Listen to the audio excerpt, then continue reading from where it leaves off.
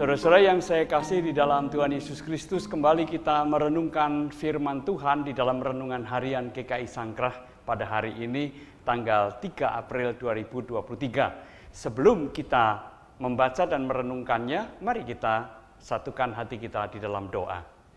Sungguh kami bersyukur untuk kemurahan, untuk anugerah dan kesempatan yang Tuhan berikan kepada kami untuk membaca dan merenungkan firman-Mu. Kiranya Tuhan membuka hati dan pikiran kami, sehingga firman-Mu itu dapat masuk ke dalam diri kami, dalam hidup kami. Di dalam nama Tuhan Yesus kami berdoa. Amin. Saudara yang saya kasih di dalam Tuhan Yesus Kristus, saya mengajak saudara-saudara untuk membuka kitab Yesaya, pasal yang ke-42, ayat yang ketiga. Saya akan membacakan demikian.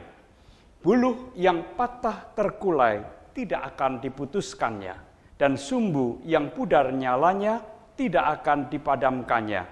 Tetapi dengan setia ia akan menyatakan hukum. Demikianlah firman Tuhan. Saudara-saudara yang saya kasihi, dunia tempat kita hidup ini sangat menghargai yang namanya prestasi dan keberhasilan atau kehebatan atau kegunaan.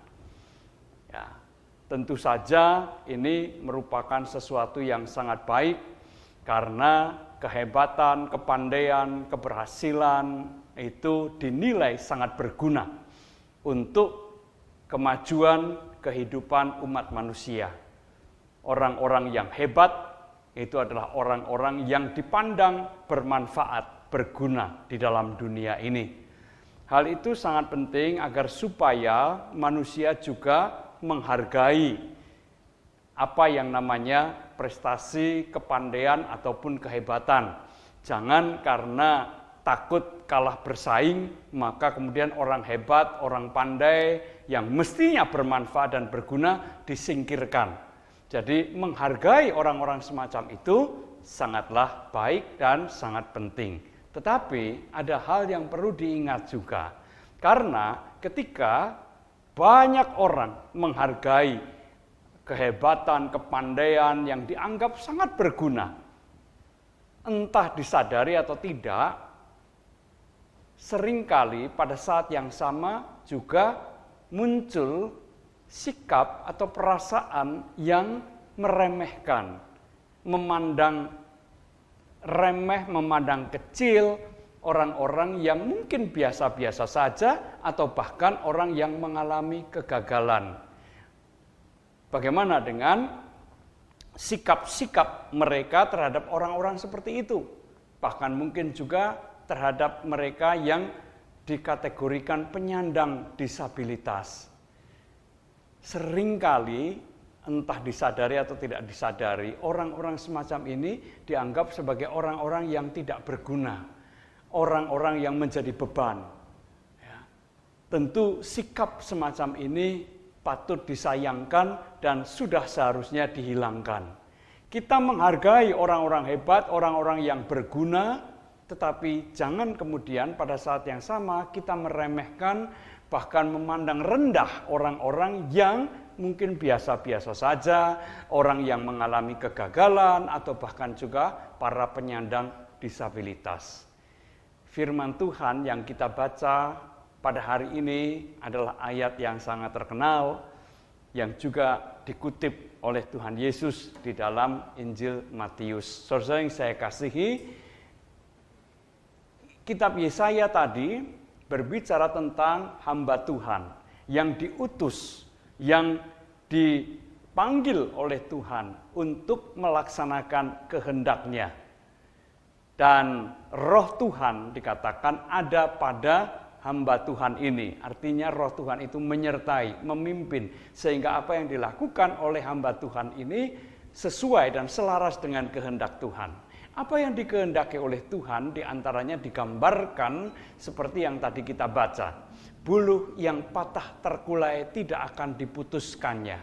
Sumbu yang pudar nyalanya tidak akan dipadamkannya. Itulah yang akan dan harus dilakukan oleh sang hamba Tuhan tadi. Itu juga yang menjadi kehendak Tuhan. Saudara yang saya kasih di dalam Tuhan Yesus Kristus, buluh itu bambu. Bambu yang patah terkulai itu adalah bambu yang tidak dapat digunakan atau tidak berguna lagi. Tetapi bambu yang seperti itu tidak kemudian justru dipatahkan untuk kemudian dibuang. Sumbu yang pudar nyalanya kemungkinan besar adalah karena sudah terlalu pendek, sehingga ia tidak dapat menyinarkan terang yang terang, yang cukup menyinari atau menerangi lingkungannya. Mungkin nyalanya sudah mulai semakin pudar. Nah, sumbu yang semacam ini juga dianggap tidak berguna lagi, tetapi toh tidak dipadamkan untuk kemudian dibuang. Bambu atau buluh yang sudah dianggap tidak berguna tetap akan dipakai, tetap akan dimanfaatkan. Sumbu yang sudah mulai pudar itu pun juga tidak dilenyapkan. Ini menggambarkan orang-orang yang lemah, orang-orang yang tidak berdaya, orang-orang yang gagal, termasuk juga mereka yang disebut dengan penyandang disabilitas. Bagi kebanyakan orang-orang semacam ini seringkali direndahkan, dianggap tidak berguna. Tetapi yang dikehendaki oleh Allah, sekalipun mereka ini orang-orang yang biasa saja, malah mungkin juga gagal, penyandang disabilitas, harus tetap dilindungi dan dikasihi. Mereka tidak boleh disingkirkan apalagi dimusnahkan. Jangan melihat manusia dari berguna atau tidak semata-mata dari situ. Tetapi manusia bagaimanapun juga berharga. Berharga di mata Tuhan, maka manusia juga harus menghargai sesamanya yang semacam itu. Saudara yang terkasih di dalam Tuhan Yesus Kristus, mungkin anak atau cucu kita tidak seperti yang kita harapkan. Tidak dapat meraih prestasi seperti yang kita inginkan. Tetapi apakah itu berarti kemudian anak kita itu tidak berguna atau cucu kita tidak berguna? Tidak ada manfaatnya, tidak ada nilai dan tidak ada harganya? Tentu tidak demikian. Bagaimanapun juga manusia tidak boleh hanya dilihat dari sudut itu saja. Mereka tetap manusia, milik Tuhan, anugerah Tuhan yang harus dikasihi, disayangi, dilindungi, dan dihargai.